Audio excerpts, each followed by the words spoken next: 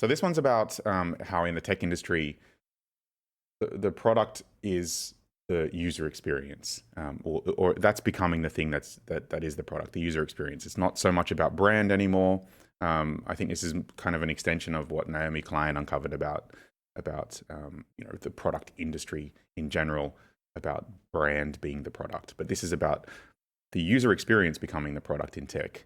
Because software is such a vaporous kind of thing now. It's so loosely attached to the real world that we don't have a sense of kind of demanding our products do something very specific, or do something that the maker says it will do, and then we buy it for that reason and find that it does that thing really well, right? We're kind of in a state now where everything is about like how easy it is to use, or how nice the interface is, or how seamless everything is, and how frictionless it is and makes our lives. And I think generative AI and LLMs are really kind of a manifestation of that to the highest degree.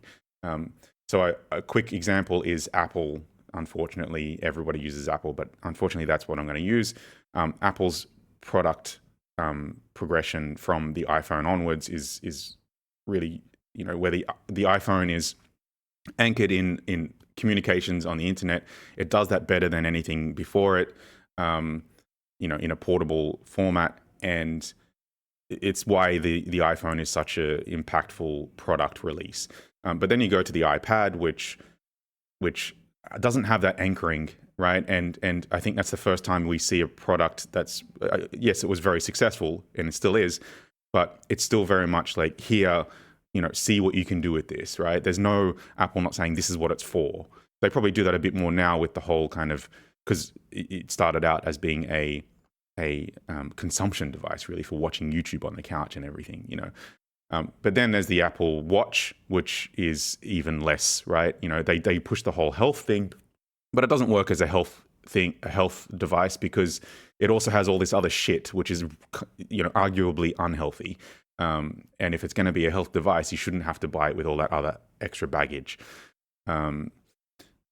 So there's that. And then there's the Vision Pro, which is just not anchored in anything. It's just as far as you can possibly go in here. See what you can do with this. Look at the nice interface. Look at how well the AR tracks and all that kind of stuff.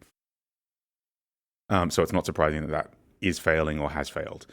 But then there's the Apple Intelligence, and I think this is a really good example of how they're essentially like throwing their brand away. Apple being a brand product company, and really pushing this whole thing about convenience and seamlessness and removal of friction from your life. It's not rooted or anchored in any specific purpose. It's just, here, see how this can help you in your life. And that's probably the best example of this concept. Can definitely go deeper, but that's the thought.